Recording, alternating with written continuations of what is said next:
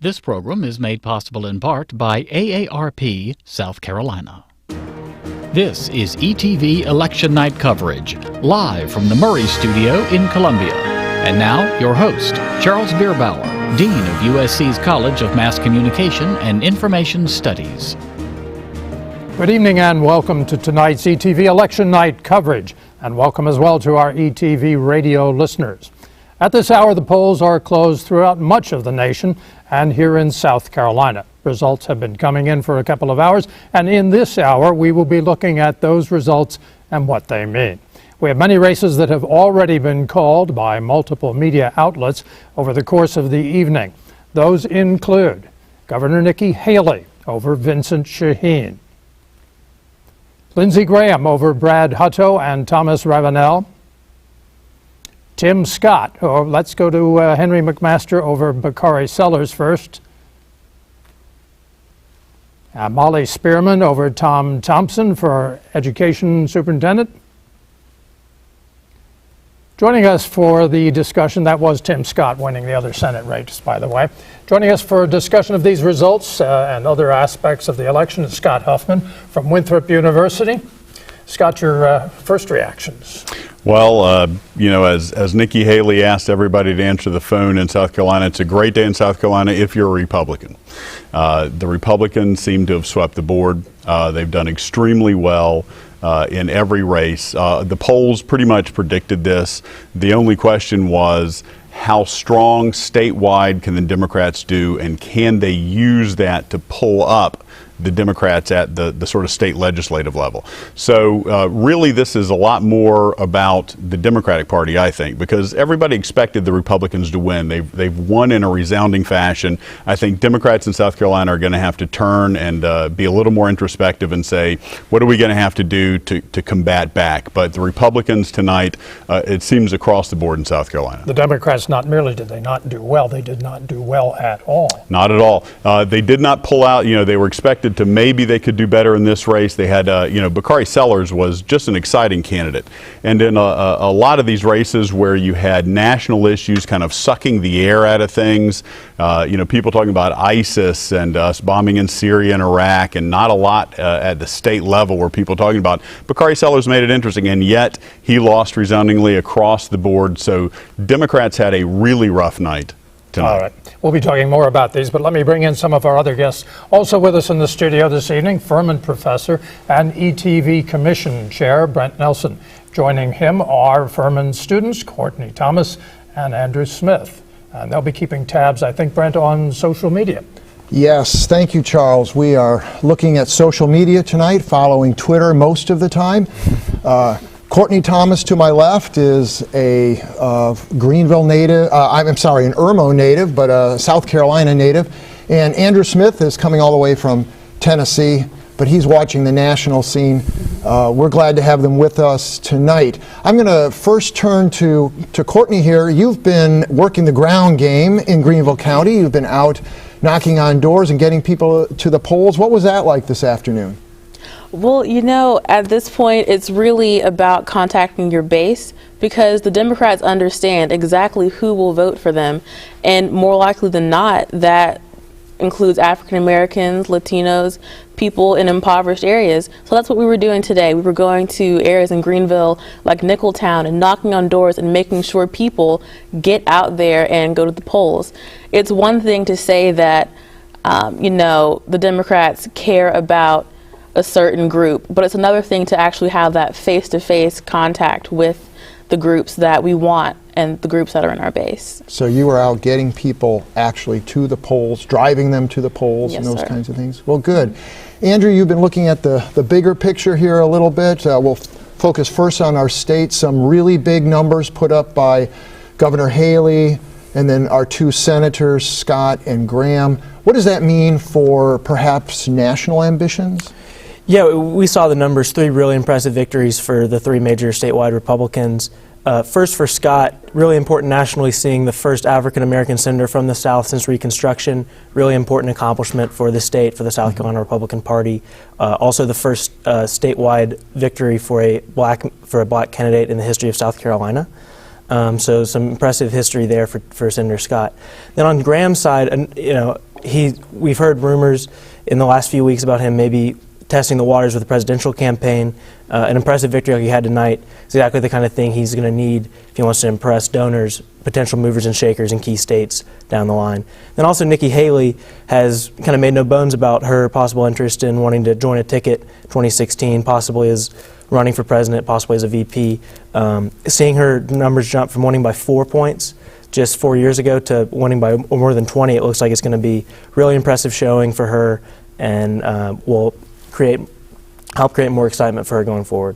Great. Well, we're going to look more at Twitter while we're looking at other guests. So over to you, Charles. Thank you, Brett. I see we're already talking big ticket and the next event down the road politically. Let's go up the road a little bit towards Rock Hill, where we are joined by Winthrop Professor of Political Science, Adolphus Belk. Adolphus, I'd like to get your first impressions. I'd also like to see if you could pick up on what Courtney was talking about in terms of the two parties' bases. Is this strictly a reflection of the bases and you know, they're so strongly distinct and disparate?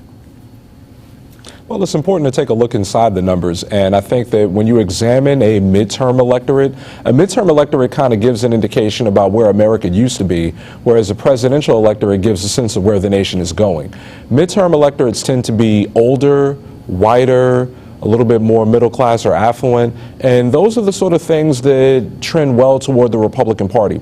So it's no surprise then that we see Republican candidates doing well across the state and doing very well nationally. When you go to the presidential level, however, that's a very different electorate. It's younger, it's more racially and ethnically diverse, and the demographics of the nation overall are trending toward the Democratic Party given the way that the racial politics shake out, because when we take a look at the Democratic Party, they're drawing much greater support from those emerging populations that are growing and increasing their vote share, either through population growth or greater participation, whereas Republicans have relied a bit too heavily on white voters, and their share of the overall electorate has been declining over the last several presidential cycles. All right. We'll be back with you shortly, Adolphus. We'll be back with all of these folks that are in our studio here. I want to join next with Katie Geer, who's reporting for ETV here, and Katie's been taking a look at voter turnout. How was it, Katie? It was good. It was decent. I spoke with Chris Whitmire of the South Carolina Election Commission. He said that voter turnout this year was higher than expected, but nothing quite for the record books. Different issues across the state got voters excited. A lot of the ballots had opportunities for voters to decide to raise sales tax in their county or not. Whitmire said good weather and local county issues pushed people out to get out and cast their vote today. Charles, back to you. Thank you, Katie. Scott, let's talk a little bit more about what we're seeing here. Pick up on the turnout. Right, and as Adolphus pointed out, turnout in midterm elections tends to be a lot lower, but there's something you need to think about. When you're talking about turnout, there's two numbers you need to think about. You need to think about turnout relative to registered voters and turnout relative to voting age population. And in midterm elections in 2010, the voting age population, only about 38% of people turned out. Now, we usually hear numbers, we hear, oh, it's 50%. That's usually actually only about registered voters. So if only 39% of people turn out nationwide and you get 51% of that vote, you've really only gotten about 19% of the people's support. So it's not really a mandate. So in these midterm elections, as Adolphus pointed out, it tends to be older, it tends to be more partisan, it tends to be not nearly as dynamic as the presidential years. And when we see turnovers like this, and we're going to see a big turnover this time, it's sort of the 6-year itch, right? We've seen this on 2-term presidents from Clinton to Bush, now Obama. You've seen a flip in at least one of the chambers of government.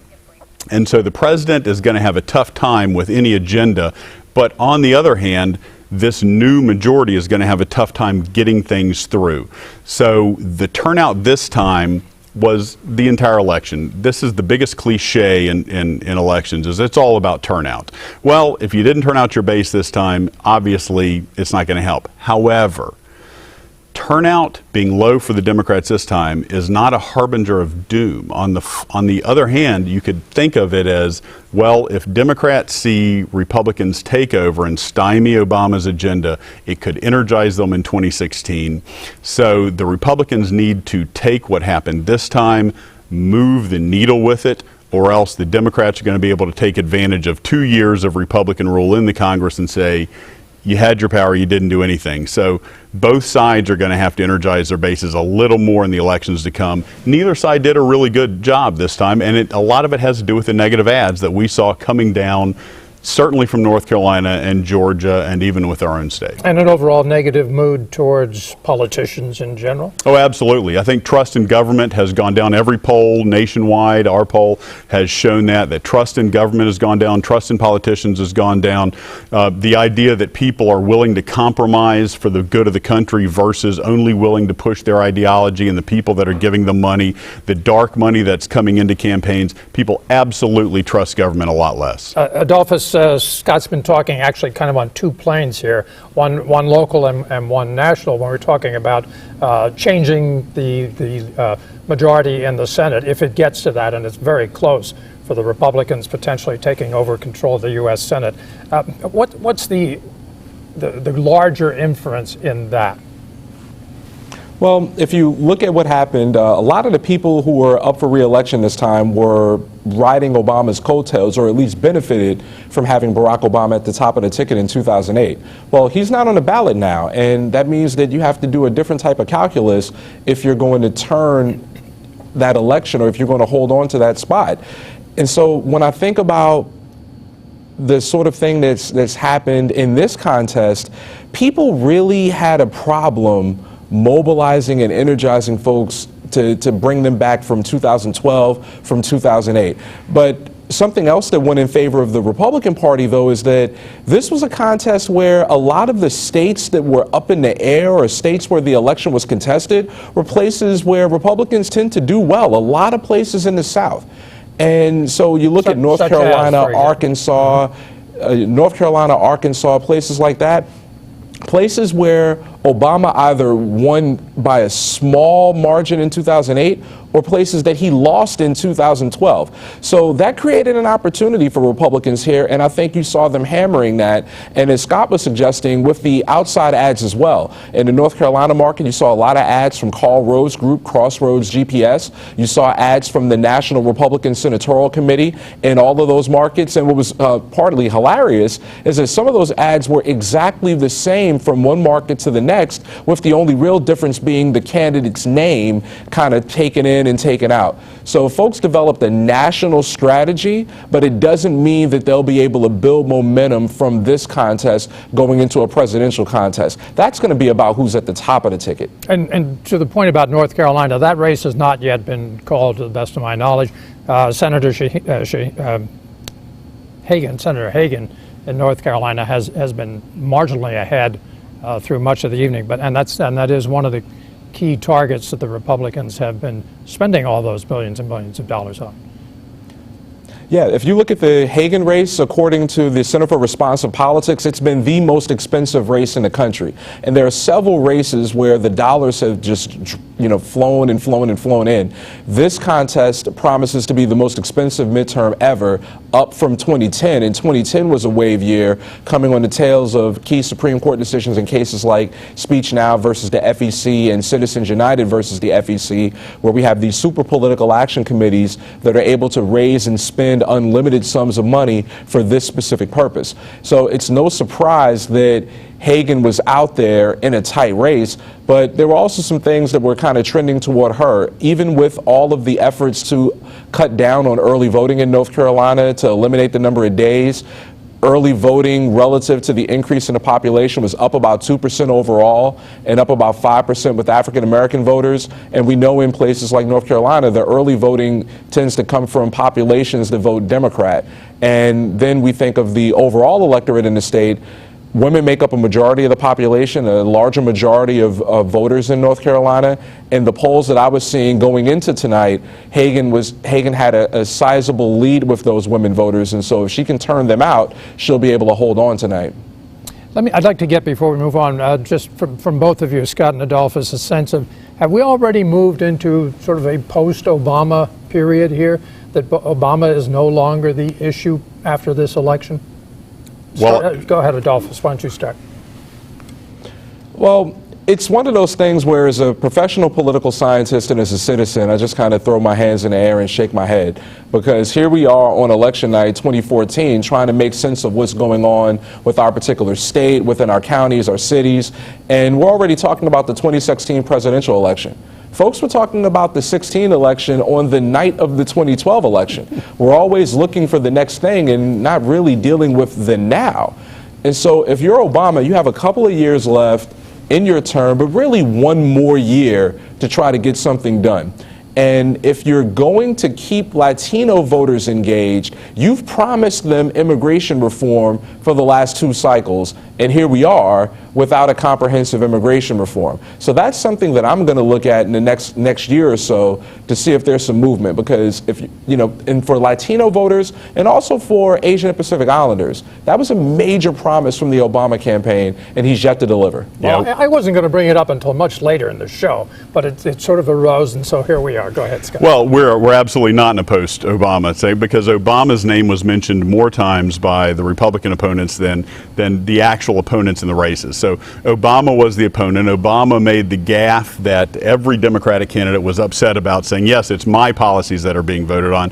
And when we come to 2016, I can absolutely guarantee you that the ads are going to say, do you want another 4 years of Obama? They're going to link Obama to the Democratic candidate. So whether Obama's policies continue or not, with this Republican majority in Congress, I can guarantee you the elections are definitely not going to be post-Obama. Brent, let's go back over to you and tell us what you and your students are working on over there. Well, thanks, Charles. Maybe we'll shift gears just a little bit here and talk about the influence of social media in an election campaign like this.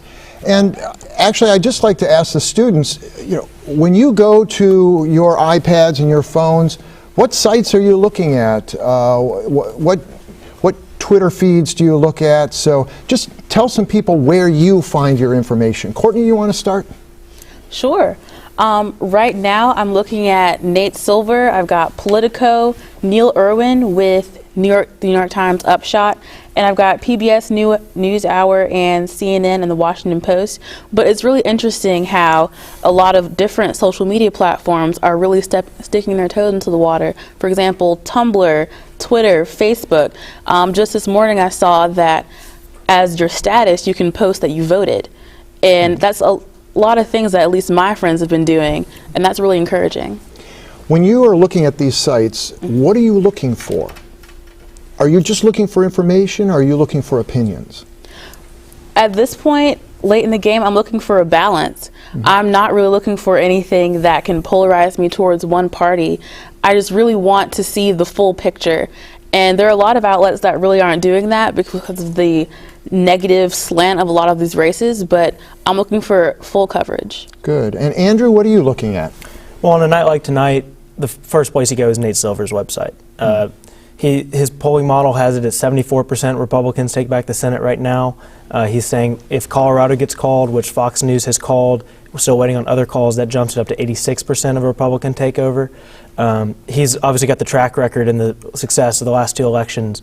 That's the first place you go when you're trying to figure out what's going on in elections. Also, though, tonight, the Upshot, Courtney mentioned it, the Upshot's doing a really interesting graphic model where they're updating their percentage chances as the results come in. And so you're seeing, as it comes in from one county, how are they performing relative to expectations? Does that make them more likely to win or less likely to win than we thought going in? And so you can track along as the results come in, you're more informed. And that's a tool on the New York Times website. On the New York Times website. Their vertical is called the Upshot. Yeah, so more and more information being fed into these sites where you can keep up on a second-to-second basis, which is pretty amazing. And also analytical in a way that ABC News just throwing up the numbers coming out of Greenville County. It doesn't really. I learn more learning that way than just seeing the raw numbers because I have more context for it. Okay, and you can still see breaking news at the AP, Politico. I look at Real Clear Politics. They're doing some things that are very interesting and very up to date. They do a great job with the polling averages there. Yeah. They sort of like Nate Silver does, but he uses some other things as model too. But they aggregate all the polls coming in from all different pollsters, so you kind of have a snapshot of where the race is standing in the weeks leading up. Great. Charles, that's where we're looking tonight. Well, there's no shortage of places to look for information these days. It's abundant. I want to get an update for our races here in South Carolina and whatever information Katie Gear's been gathering. Katie. Sure. Matt Moore of the Republican Party, the Republican Party chairman, said that South Carolina Republicans won big across the state tonight. He points out that the party has worked really hard and that voters can see that and they want it to continue for the next 4 years. He said that they're proud of how well they've done, and the candidates from Tim Scott to Haley, they've all done really well. He said, in his opinion, worked really hard with their campaigns, and they're really looking forward to the next 4 years of progress in the state. Moore called tonight a historical night for South Carolina Republicans. Charles, back to you. Thanks, Katie. Let's talk about historical night for the Republicans in that context, Scott and Adolphus as well. And the historical significance, I suppose, has got to be the election of Senator Scott as an African-American statewide race. That just hasn't happened before. Sure, and and the truth is, this is historic in so many ways that it's just sweeping across the board Republican, when in the lifetime of a lot of viewers here, this was a one-party Democratic state, and now it is two-party competition. We are not a one-party state, but it is one-party dominant. It is not one party in the way that it used to be the one-party Democratic state. So it's historic in that way, but also we have a minority governor being elected for the second time, being re-elected. We have Tim Scott, who was the first African-American senator since Reconstruction when he was appointed. Senators weren't elected by popular election until the 17th Amendment, so he is the first African-American senator elected from South Carolina in history. So he's made history there. And it's really an amazing thing. If you're a Democrat and you think, well, we are the party of minority issues, you don't like to think of it in these terms, but the truth is, in South Carolina, in many ways, we are far more about red versus blue than we are black versus white. And throughout so much of our history, the history of South Carolina was all about the black vote, which in certain counties after the Civil War was a majority, the threat of a potential black vote, and the whites trying to keep the black vote down, and the Democratic Party being the party of white supremacy, and that changing through the 60s, and the Democratic Party becoming the party of civil rights and rights for African Americans. And now we have an African American senator elected for the first time. Adolphus, let me frame the question slightly differently to you. Is it almost a coincidence that the Republican senator is an African American? Because if Governor Haley had, for example, selected Congressman Mulvaney instead of Senator Scott, he would have been reelected. Well, I think it was something that people were mindful of, but it wasn't something that they necessarily played up. If I look at Haley's campaigns both in 2010 and 2014, she didn't campaign about wanting to make history as the first woman governor or the first Asian Indian governor of South Carolina. She wanted to be the governor of South Carolina, and her campaign was historic, not just for those demographic reasons, but for overcoming such a large gap. She was the fourth or fifth candidate in a very crowded field, picked up some key endorsements in fundraising, and then just took off from there. And so I think they kind of quietly paid attention to those demographics and selected someone like Scott. But even when he was put forward, the argument was that he was supremely qualified. If you look at Scott and just think back, you go a couple of years ago, he's a member of the Charleston County Council, and now he's a United States Senator from South Carolina. And as Dr. Huffman was saying, it's really, really tough for African American and minority candidates to win statewide office. It's only happened a couple of times in the nation's history, whether it was immediately after Reconstruction or more recent since the mid-20th century. It's really tough to do. He's pulled it off. He can fill out the next part of Jim DeMint's unexpired term, and given the advantages of incumbency with name recognition and fundraising prowess, it's likely that he's going to be around for a while. Yes, he has to run again in 2 years. That's the completion of this term. Let's switch to the other senator. Adolphus, why don't you start there? The little surprise that Lindsey Graham is reelected. He he pretty much trounced the field in the primary where he had some competition, but there wasn't a whole lot in this go-around. What intrigues me about Graham's position is seniority and the value that South Carolina voters seem to place on that. After all, we're the state of Strom Thurmond and Fritz Hollings. So Lindsey Graham, if the Republicans take control of the Senate, moves into a much more powerful position. And he's already discussed potentially heading a couple of significant subcommittees. Could you address that, Adolphus?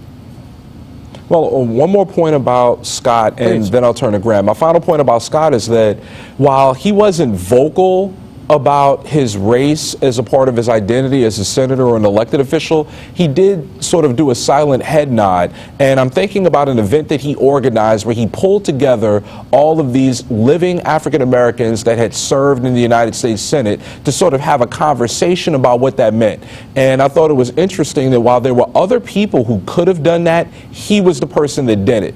Now, as far as Senator Graham is concerned, Senator Graham even as a freshman senator, he built up a national reputation by being a workhorse. So you saw him inside key coalitions within the United States Senate, but you also saw him on the Sunday morning circuit sort of representing the state. And when you look at this contest, I think Senator Graham learned from the failings of other Republican incumbent senators that were picked off during primaries by more conservative Republican Tea Party candidates. I won't say that he quite co-opted the Tea Party in South Carolina, but he certainly befriended people. He reached out to the freshman members of the South Carolina delegation, frankly, people like Mick Mulvaney, and sort of brought them into the fold and helped them out in their fundraising efforts and in efforts to govern. And so I think that those things allowed him to sort of put out a fire before it ever had a chance to burn brightly.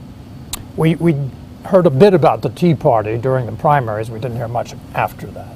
No, and the Tea Party was, sound and fury, but it just did not have enough wind behind it to blow its candidates past Lindsey Graham. And Lindsey Graham, I think, as Adolphus said, did a couple of things very well. One was he made himself important for South Carolina. He made himself important for the Republican Party in the Senate. As Adolphus said, he was beyond a workhorse. He worked very hard, but more importantly, he was at the nexus of every important negotiation, and this was held against him by the Tea Party. He was in the Gang of 8, the Gang of 10. Every time you heard a discussion about candidates coming together in a bipartisan effort, he was in the midst of it.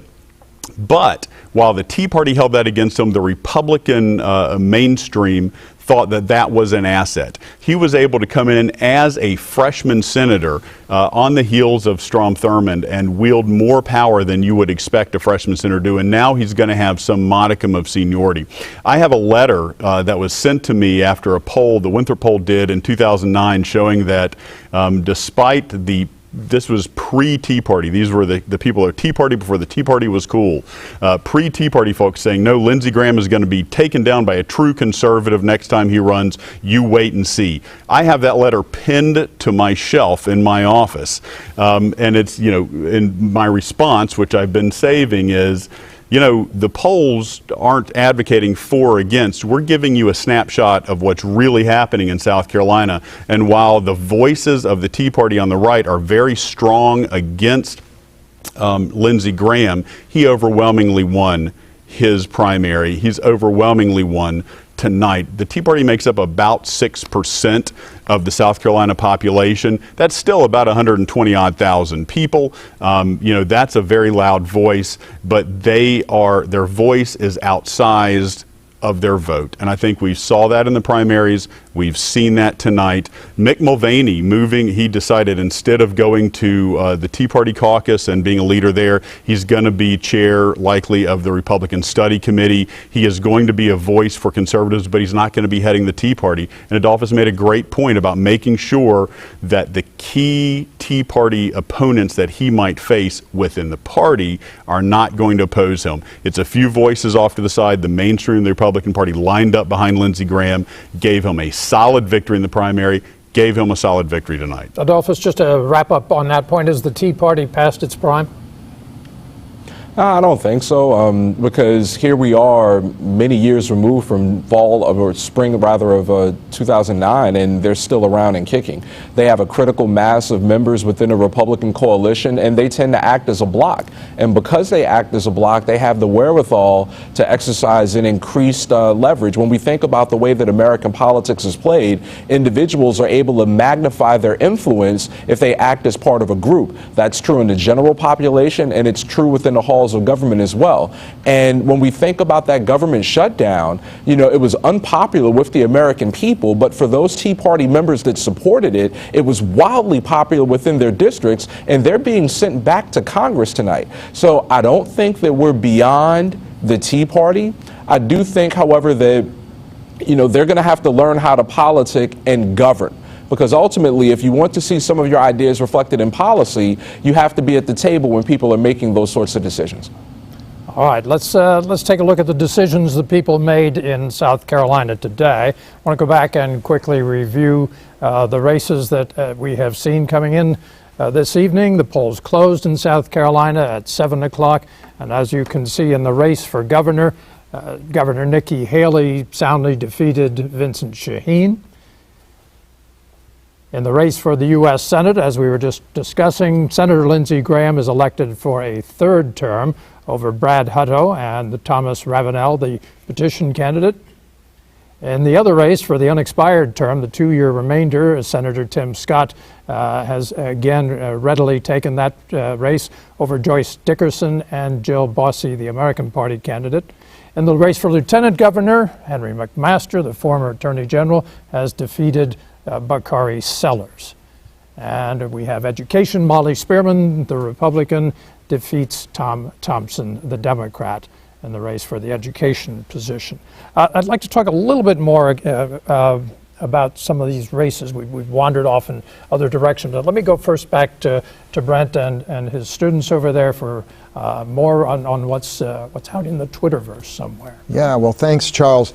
We've been looking a little bit more broadly now at some of the things going on across the country. And Andrew, why don't you update us on what's going well for the Republicans? Is everything going well, or is it that kind of night? Well, we knew, years out that this had a chance to be a good year for Republicans, just the way the map was shaping, right? Mm-hmm. Because Democrats were on defense in a lot of different states. A lot of those senators are senators who came through in 2008 who probably would be a little vulnerable in a different political climate. But Republicans are doing probably better than they would have expected coming into tonight. Winning in Colorado, Cory Gardner's probably been the best candidate of this cycle. Really did a great job in Colorado, and they get that win. They just called Iowa for Joni Ernst, candidate out there. And then even in Virginia, where polling averages had Ed Gillespie down by 16 points coming in today, it's a dead heat right now. The Upshot model has it almost completely tied at this point. Still waiting for some voters from Fairfax County, which will probably help the Democrat, but going to be really tight there, really tight in North Carolina as well. So I think Republicans are happy with where the races are standing right now. Mm-hmm. And how about Democrats? Do they have anything to cheer about tonight, Courtney? Well, at the risk of sounding overly pessimistic, it's time for some introspection in the Democratic Party, honestly. We've got Durbin winning Illinois and Shaheen in New Hampshire, but it looks like Louisiana is going to be a runoff. But we really need to look back at what Andrew said about North Carolina. Hagan is neck and neck with Tillis, and Upshot has just by a few points between Tillis and Hagan. It's time for introspection, really, and it's setting up the Democrats to be an underdog. And whether or not that's good or bad for the presidential election, we'll see. One interesting question we got on Twitter from Jordan Sanders was, how is this going to impact 2016? And I think the obvious way is that Scott Walker won and will likely run in 2016. And that's in a governor's race in Wisconsin. That's in a governor's race in Wisconsin, right. But another way I think it may impact the 2016 race is the way it might change the way Republicans think ideologically about and strategically about their candidates. So you see Cory Gardner in Colorado, Ed Gillespie in Virginia. two candidates who've really outperformed where expectations were 6 months ago. Both had offered really positive, forward-looking policy agendas. They weren't just running against Obama, they weren't just running against Democratic policies, but they were offering things, whether it be Gardner offering over-the-counter birth control to counter the war on women narrative, or Gillespie offering his comprehensive Obamacare replacement plan. And so where Republicans have struggled, you look at North Carolina, should have been pretty favorable terrain. Tillis has, if he ends up winning, it'll be by the nick of his teeth. And he was kind of on the defensive all cycle, trying to defend his record, trying to turn Kay Hagan into Obama surrogate. And the Republicans are saying that maybe that's not quite as successful as actually offering a positive policy agenda the way Gardner and Gillespie have. Courtney, do you see it that way? At this point, it's really time to reform what makes a Democrat, because the Pew Research Center just released something a few days ago saying that what we generally thought in 2008 was the Democratic base, people from 18 to 29, we thought those were Democrats, but now they're turning towards the Republican Party. And that's evidenced by the purpleness of North Carolina, and that's why it's so close. It's really time to rethink what our strategy is. Is it really worth, I don't know if we were technically neglecting our base, but we need to push harder. And that just is evidenced by these really sad numbers tonight. Well, that's very interesting that 2 years ago we were talking about the collapse of the Republican Party, and now It's amazing how quickly things can change. They do change fast in politics. You all are in that demographic, that 18 to 29-year-old. Andrew, do you see everyone moving to the Republican Party, or is it a little less clear to you? I think it's more complicated than that. I would say some Republican candidates have done a good job connecting with their demographic. Rand Paul comes to mind here. Others have struggled more. But it's also kind of an issue-by-issue thing where voters are picking up Republican ideas and others where they're not. Social issues is still going to be a challenge for young voters, even if it hasn't impacted them in general elections quite yet. And we did see some movement on social issues from some of these candidates. Scott Brown didn't do as well with that in New Hampshire. But in some places there was, where Republicans were able to soften their message on social issues, they seemed to be doing better. And again, Cory Gardner's kind of the model here, right? He walked back personhood amendment support, and he leveraged, he came up with the over-the-counter birth control policy idea to counter that war on women narrative that was going to kill him on social issues. And so that was him kind of being creative and finding a solution away from that political problem. Great. Back to you, Charles. Thank you, Brett. I want to pick up on Courtney's message, and I hope it's not too much of a downer tonight, but this call for introspection by the Democrats and reform within that party. Adolphus Bell, can you address that in terms of how bad this is for the Democrats? And specifically within the context of South Carolina, what were the failures of the Shaheen campaign, if any? Well, it seems like Courtney's having a rough night, but I would say that in terms of the national picture, you know, the 2008 election came out of the 2004 election, so there's still a lot of time for things to change.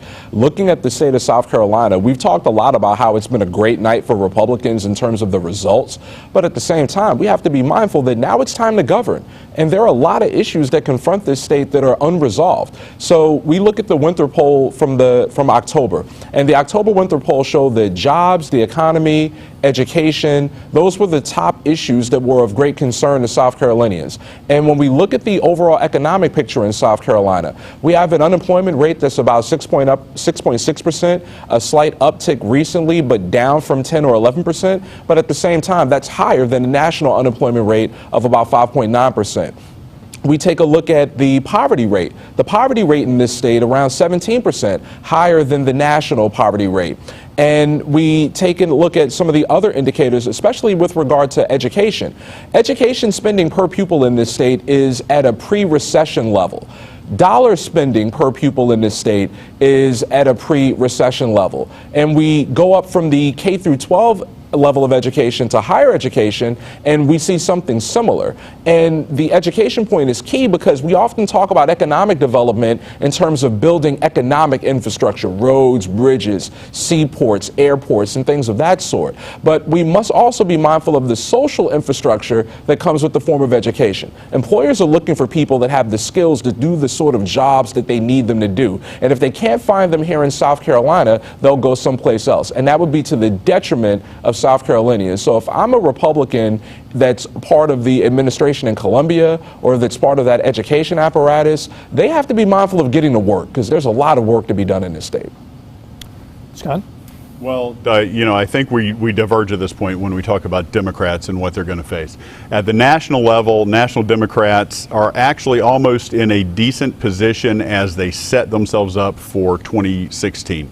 And that's because they can now say, well, we had all these great ideas. It's this evil Republican Congress that's stymieing us. And if they still had control of both the presidency and the Senate, they would have to take some of the blame. At this point, they're going to try and say, you know what, Obama tried to get a lot done. These Republicans stymied him. Please elect whoever is the Democratic nominee in 2016. At the state level, it's a very different story.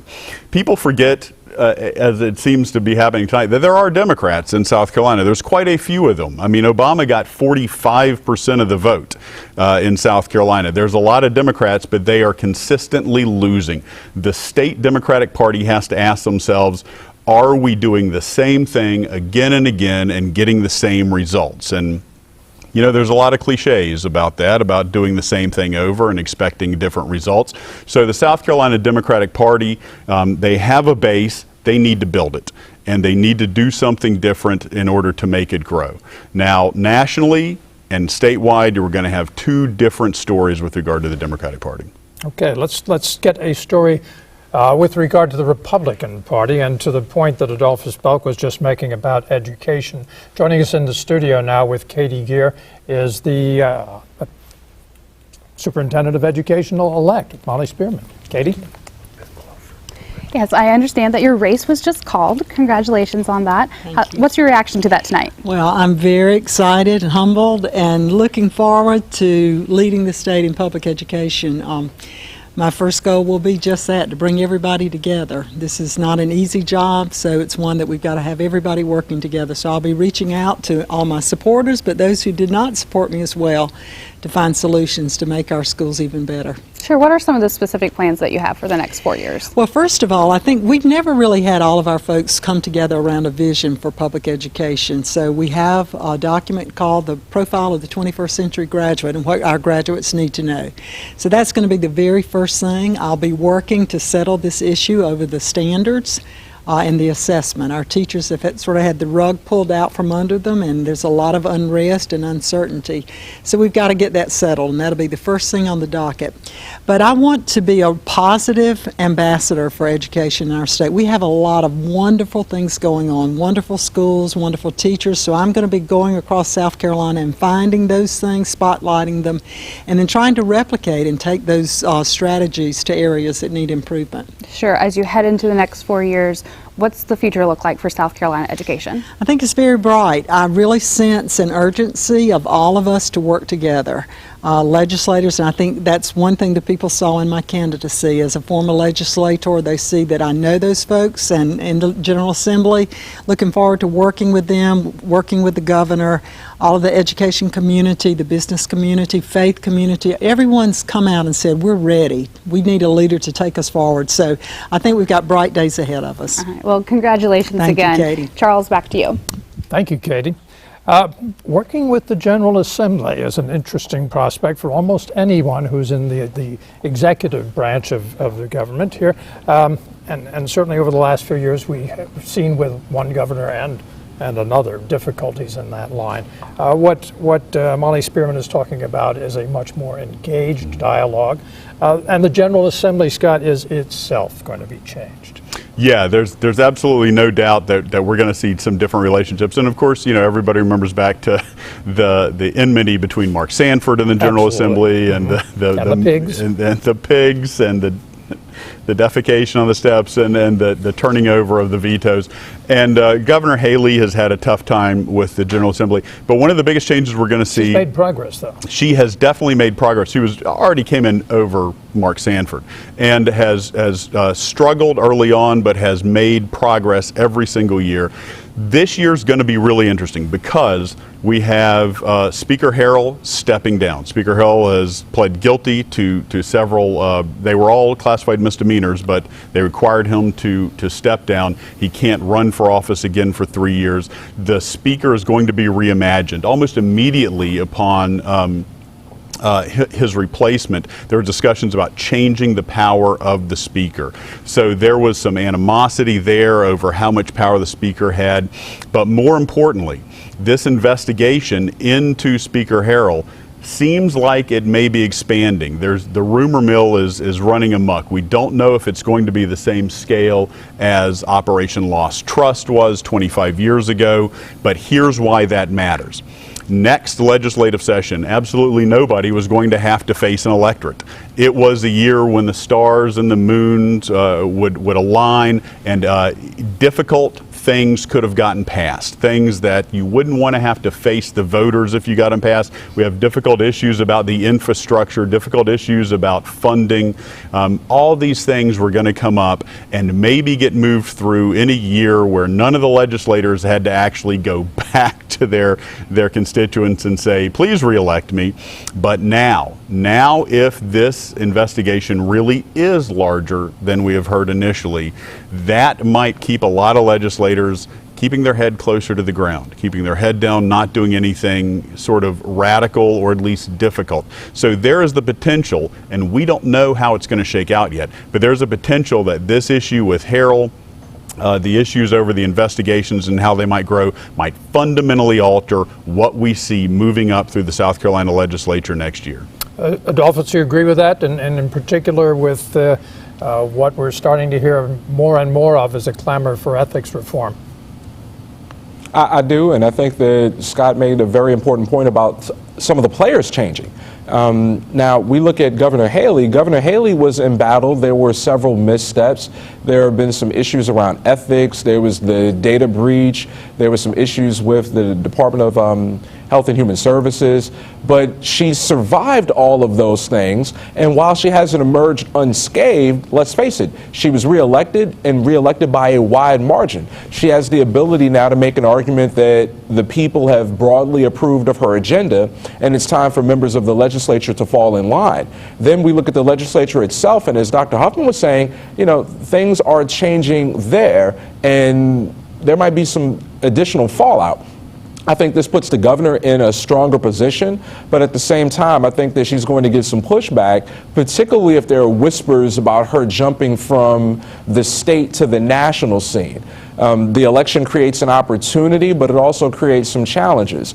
I think that she'll be a bit shrewder this time around, though, transitioning from the effort of campaigning for public office to running the state. She's older, she's wiser, she's in a stronger position. So we might see movement on issues from the Haley campaign that we didn't see 4 years ago. Such as? Well, I look at one of the things she keeps talking about with education and then with the employment rate. With the employment argument, it's been about bringing certain types of jobs to the state. I think we'll see more of that activity. Vincent Shaheen tried to make the argument that those were projections and that some of those deals were falling through.